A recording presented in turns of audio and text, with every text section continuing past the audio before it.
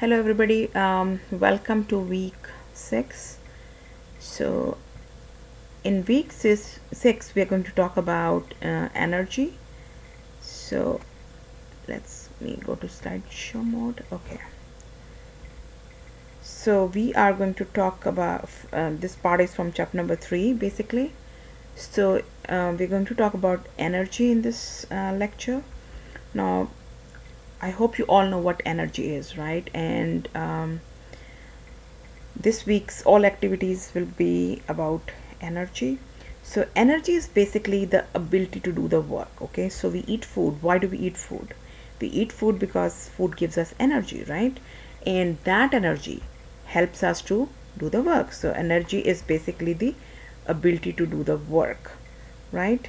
And now the energy can be there can be different kinds of energies. The energy can be potential energy, the energy can be kinetic energy, which means the potential energy is the energy which is because of the location or the structure of something, and kinetic energy is the energy which is associated with the motion of something.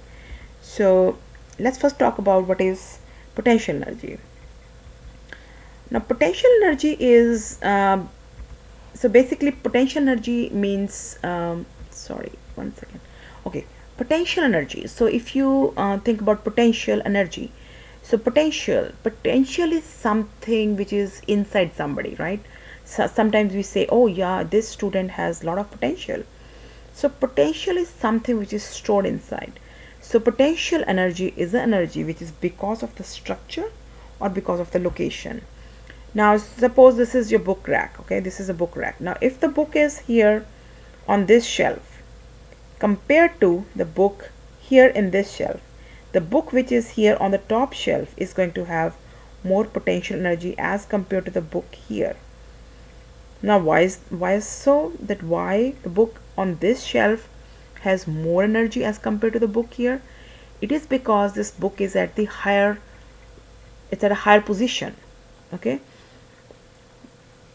so potential energy is the energy because of the location. So this book is at a higher position than this book. So as you know that the earth is pulling us towards itself, and why it's doing that? Because of the gravity, because of the gravitational force. So earth is pulling us towards itself. Now if we have to move away from the earth's gravitational force, we have to spend some energy. That energy is stored in that substance. In this case it's a book. So this is the ground level basically. So the book which is lying here, so you the book lying here as compared to the book lying here on this shelf, you have to spend some energy to keep this book here. So that energy which you have used to keep this book here is stored in this book in the form of potential energy. Now it's a situation like if you have to go uphill. If you have to go uphill, you must have realized that when you have to go uphill, you have to spend a lot of energy as compared to the other thing is like when you are coming downhill. Like when you're coming downhill, you don't need to spend that much energy, right? So going uphill, you spend a lot of energy, but when you're coming downhill, you don't spend that much energy. So why going uphill you spend a lot of energy? Because the earth's gravitational force is pulling us towards itself. So you have to spend energy to move against that gravitational force. So that is why when you reach the top of the hill, you have a lot of energy in you, and that energy is stored in you in the form of potential energy as compared to the energy when you'll be on the ground. Okay, so that is why when you are like coming downhill, you don't need that much energy because you're moving towards the gravitational force, because earth is pulling you towards itself, so you're moving along with the gravitational force. So that is why when you reach the ground floor, you don't have that much potential energy as compared to when you were on the top of the hill, because going uphill you had to spend that energy, and that energy was stored in you in the form of potential energy. So potential energy is because of location, and it is also because of the structure. Now, what is kinetic energy? Kinetic energy is the energy which is involved with the motion. Okay, like this guy is moving this ball with the help of this ball. Okay, so when this ball starts moving, so when the ball was sitting here, it has some potential energy stored in it because of its structure and the function. But when this ball starts moving, that potential energy will be converted into the kinetic energy. So kinetic energy is the energy which is associated with motion. Now there are different forms of energies. Mechanical energy, which is kinetic energy plus potential energy. Chemical energy, which is the energy involved in the chemical reactions. The next is radiant energy. Now radiant energy is energy that travels through space. Radiant energy includes light and all other parts of the spectrum, microwaves, infrared rays, ultraviolet radiation, and the radio waves. These are all forms of radiant energy. The next is your electrical energy. Now, what is electrical energy? This energy is because of charges. Now, this energy which reaches our, so the examples are energy which reaches our home from power point is example of electrical energy. Energy generated by chemical cells in flashlight, that's a form of electrical energy. Electrical energy that can be stored in car batteries. So these are all examples of your electrical energy. Now next is your nuclear energy.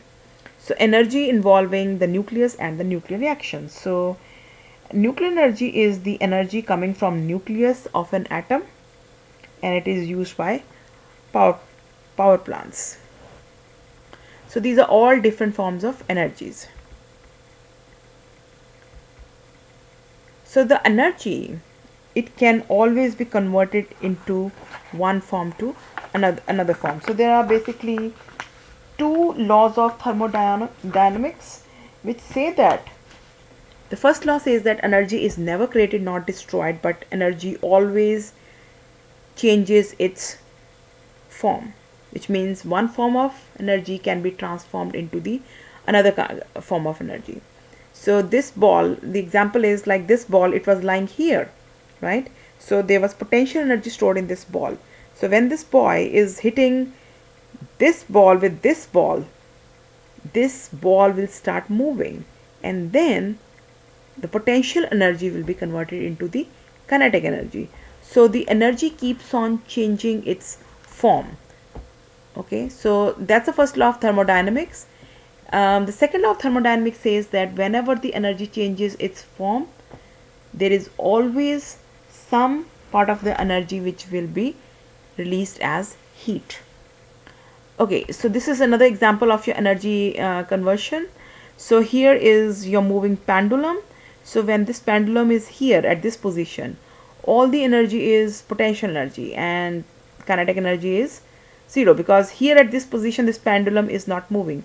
All energy is in the form of the stored energy, 100% potential and 0% kinetic energy. When it starts moving and it is at this position if you see, it has 50% potential energy and 50% kinetic energy. And when it reaches at this position, it is moving very fast. It's all in motion now. At this point, it will have all 100% will be kinetic energy and 0% will be potential energy. So energy can change its form.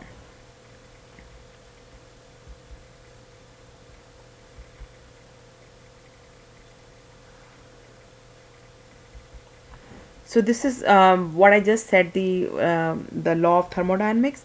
Energy is never created nor destroyed. Energy can be converted from one form to another form, but the total energy remains the constant. So these are your laws of thermodynamics, which says that energy is never created nor destroyed. Energy is always conserved, and energy can change its form. And when it changes its form, there is always some part of the energy which is released as heat. So here is example, like this is the sun. Sun is the main source of our energy, because the plants, they depend on sun to do the photosynthesis, and by photosynthesis they make the food, right? And we are directly or indirectly dependent on plants. So if you're vegetarian, we eat plants, we are directly dependent on the plants. Or if we eat meat, we are indirectly dependent on the plants, because the animals we eat, they feed on plants.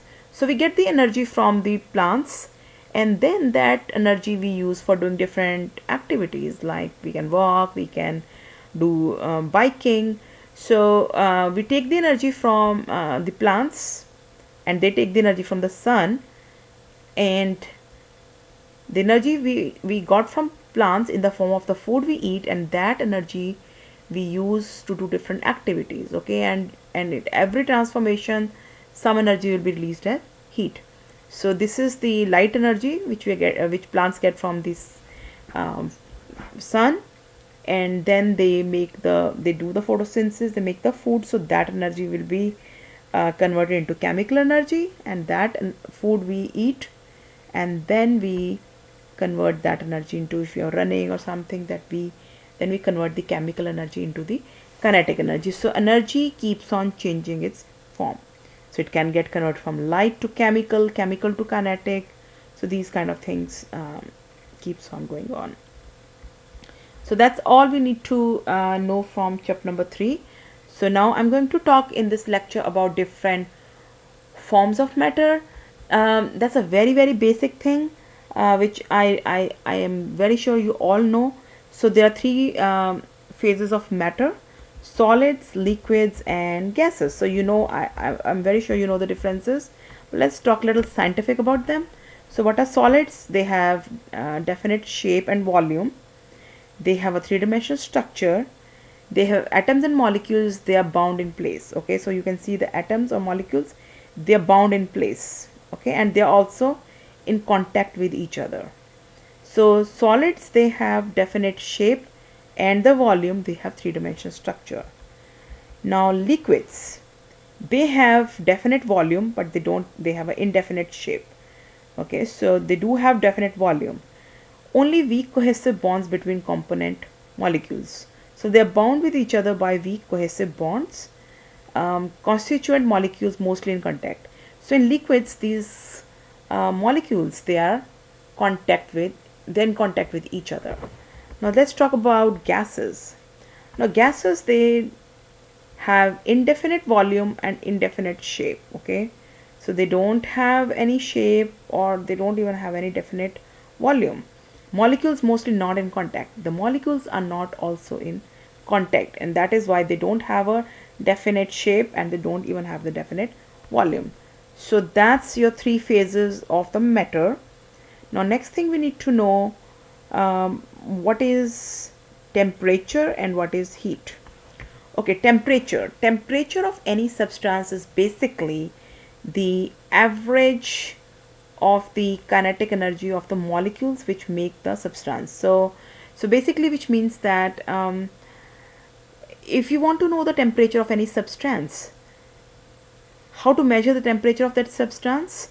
The temperature is the measure of average kinetic energy on the molecules making up a substance. So if you want to know the temperature of a substance, suppose that substance is made of 100 molecules of something, I mean whatever that molecule is made of.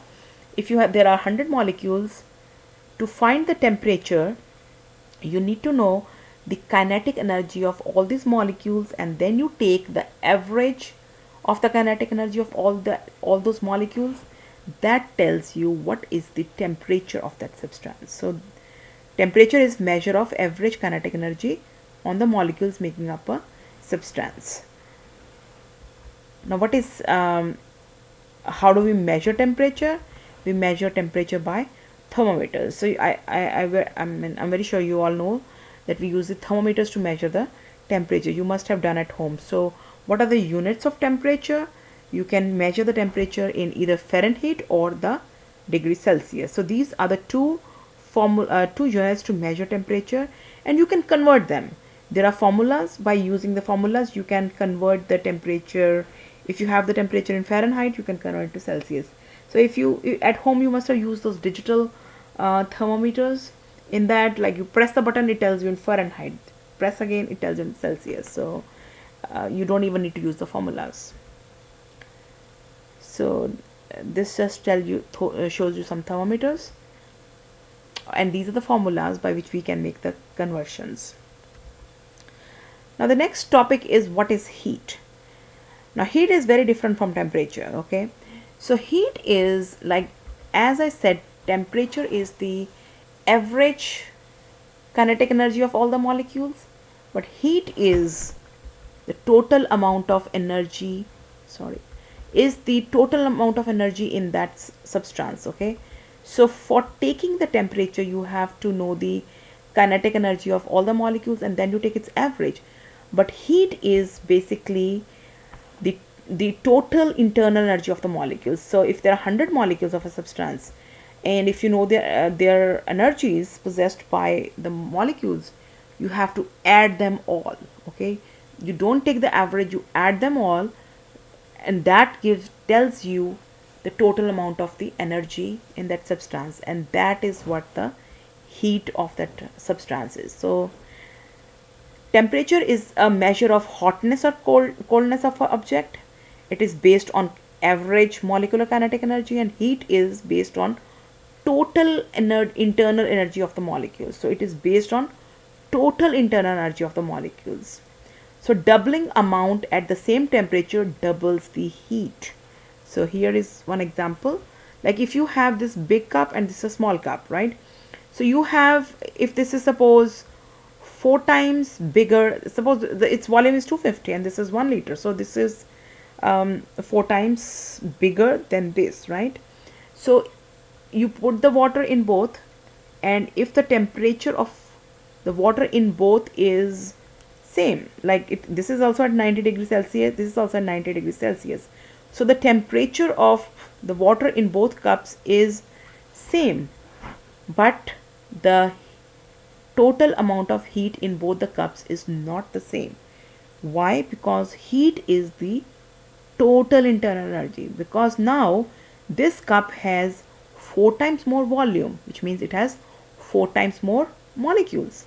So the total amount of heat possessed by all the molecules in this cup is going to be 4 times more as compared to the molecules in this cup. So this is the main difference between temperature and heat.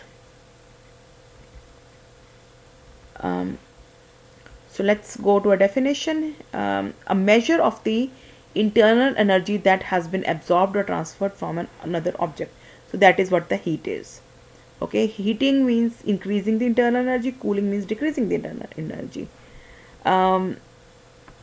Energy always moves from, so heat energy always moves from high temperature to the low temperature. And what is the unit of heat?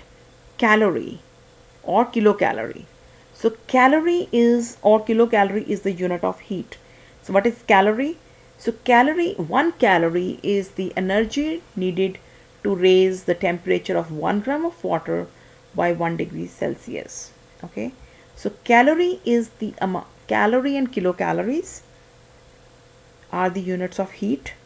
And what is calorie? What does 1 calorie of heat energy means? It is the energy required to raise the temperature of 1 gram of water by 1 degree Celsius. If you have 1 gram of water and you want to increase its temperature by 1 degree Celsius, you have to spend some energy, and that energy will be equivalent to 1 calorie. And what is 1 kilocalorie? Energy needed to raise the temperature of 1 kilogram of water by 1 degree Celsius. So these are the 2 units of heat. Now let's see the 3 mechanisms for heat transfer. Heat can flow basically, and it flows from higher to lower temperature basically. So there are 3 ways this heat can flow. It can be conduction, convection, and radiation. Okay, the very first thing is conduction. So what is conduction? So conduction is basically like if you have this metal rod, okay, if you have this metal rod, so you start heating this side, okay, after some time you will feel this side also becomes hot. So you were heating this side. Now how come this side is becoming hot? Now it can become hot because the heat is being transferred. Now how this heat is being transferred? So there are 3 different ways how heat gets transferred. Number 1 is conduction. What happens in conduction? When you start heating this side, Okay, some molecules got that energy, they became energetic, then they are going to collide with the molecules which are in this area.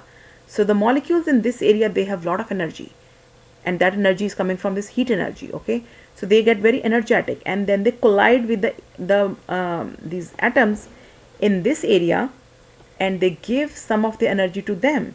And similarly, the molecules which are here, they then get energetic, and then they pass their energy to the molecules which are here, and the same thing keeps on going. And after some time, this part also becomes hot, because the molecules which are here, they get the energy from the molecules which is in this area. Okay, so so this process is called conduction. So what is conduction?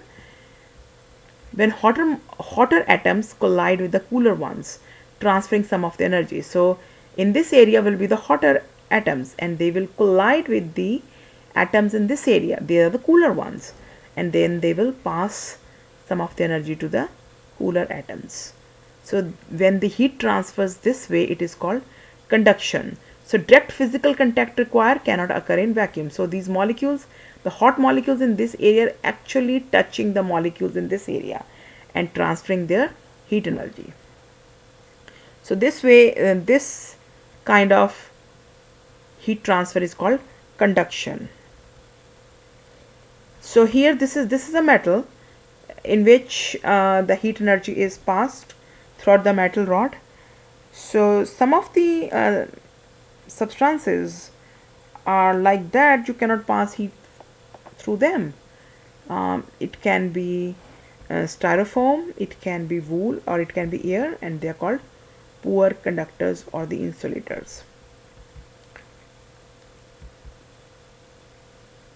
Now the second way of heat transfer is called convection. Now what is convection? So you must have seen this thing, like sometimes in winter when it is very hot, very cold, you can use this kind of a blower. Okay, so you can keep the blower at the one end of the room.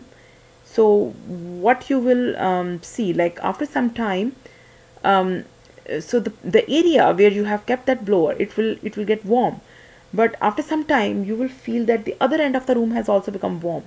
So how is that happening? That is happening because the molecules in that area which were getting warm, they will move. So in convection, this is the main difference. In convection, the molecules themselves move. Okay, so the molecules which are near this blower, those molecules have a lot of energy.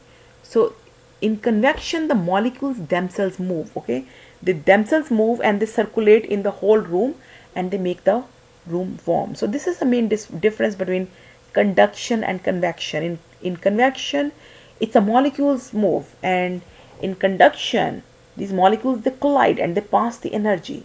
So in conduction, they pass the energy to the next molecules, but in convection, it is the molecules themselves moving, they are themselves circulating. So energy transfer through bulk of motion of hot material. Example is your space heater, gas furnace. So convection is the transfer of heat by a large scale displacement of group of molecules with relatively higher kinetic energy. And in conduction, increased kinetic energy is passed from molecule to molecule. In convection, molecules with higher kinetic energy are moved from one place to another place. Conduction happens primarily in solids, but convection happens only in liquids and gases, where fluid motion can carry molecules with higher kinetic energy over a distance. So that is the main difference between convection and conduction. So the last form of heat transfer is called radiation. So radiant energy is the energy which is associated with electromagnetic waves. They can operate through a vacuum. All objects emit and absorb radiation, and temperature determines the emission rate, intensity of emitted light, and type of radiation given. Okay, so these were the three different forms of your heat transfer. Now the last topic we need to discuss in this lecture is what happens to the matter when we give heat. Okay, so two responses of matter to heat. So temperature increase within a given phase. Okay, heat goes mostly into internal kinetic energy, and phase change at a constant temperature related to changes in internal potential energy. So basically, if you have any substance and that substance will have some form of matter, it can be in the form of solid, liquid or gas, right?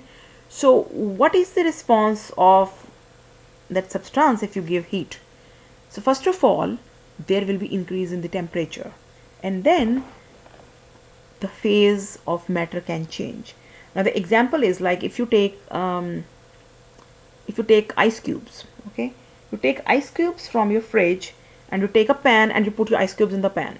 Okay, and you can put this pan with ice cubes on the burner. Okay, and switch on the burner. So by switching on the burner, what are you doing? You're basically giving heat energy, right?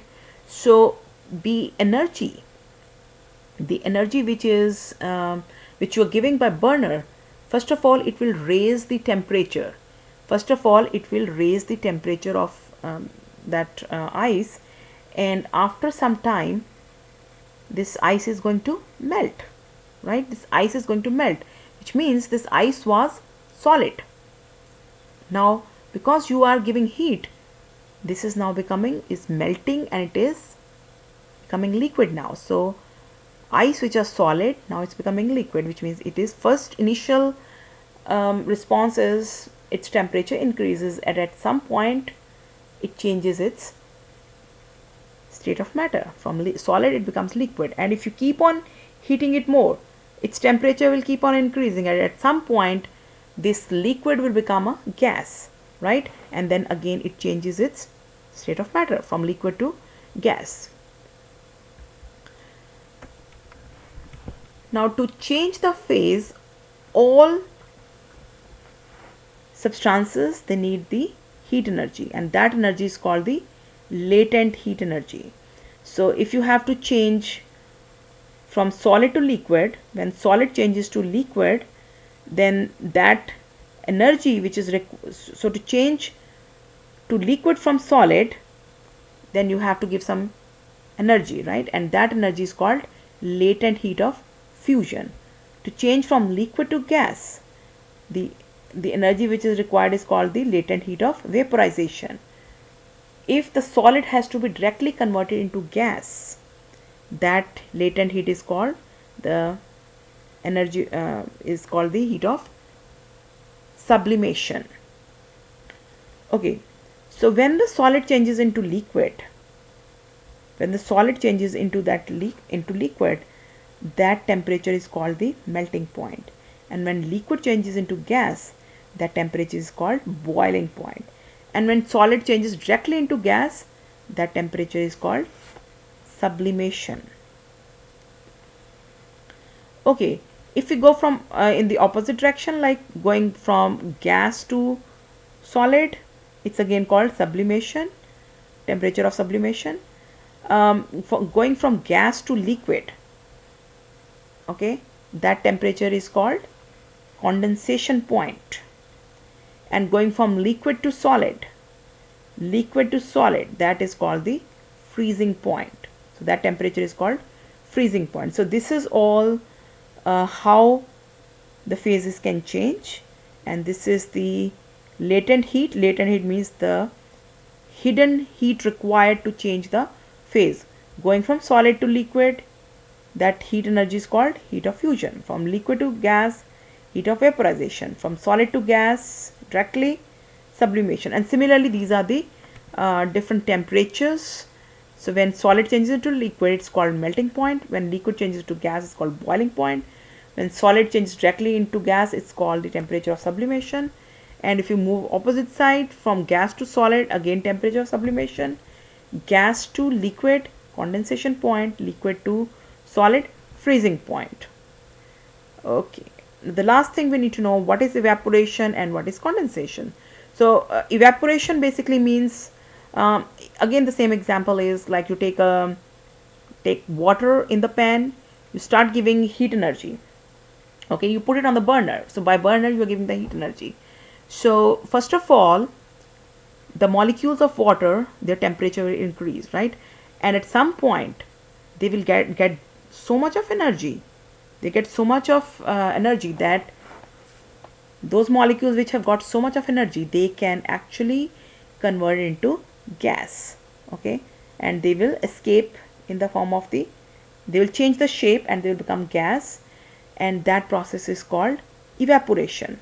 And condensation is, like, sometimes you must have seen, like if you make some food, and if your food is in the pan and if you cover it with the lid, after some time you will see a lot of water droplets on the lid. So what is happening? Condensation. Because those vapors which were there in your vapors which is in your gaseous state, which were there in your food, when they come in contact with the lid and the surface of lid is cold, they lose some of their kinetic energy, they lose their energy, and because of that they become, when they lose the energy, from gaseous state they become liquid, and that is what you see those water droplets. So the molecules, some molecules, when they come in contact with the cooler surfaces, they are going to lose the energy and they're going to get condensed. So evaporation, energy required to overcome the phase cohesion. Evaporate means from liquid to gas. Higher energy molecules near the surface can then escape. So if this is your water molecules, you give them heat energy, the water molecules which get so much of energized, okay, they get so much of energized that they can escape the surface of this liquid. And how can they do? When they turn into the gaseous state, because they get so much of energy, their state can be changed, they can escape this surface of this water and convert into the gas. And similarly, condensation is gas molecules near the surface lose kinetic energy to liquid molecules and merge. So the molecules which will be here near this surface, they can lose the kinetic energy and they are going to come back to the liquid state. That is what the condensation. So, or the other example is like when you make food, you have the food in your pan, you cover with the lid. So the gas because the food is warm, there are a lot of vapors there. When they come in contact with the cold surface of your lid, then they lose the energy. And when they lose the energy, so when they lose the energy, then they get converted from gas to the liquid state. So that's all we wanted to cover in your lecture number 6. So again, if anything not clear, you can always please contact me.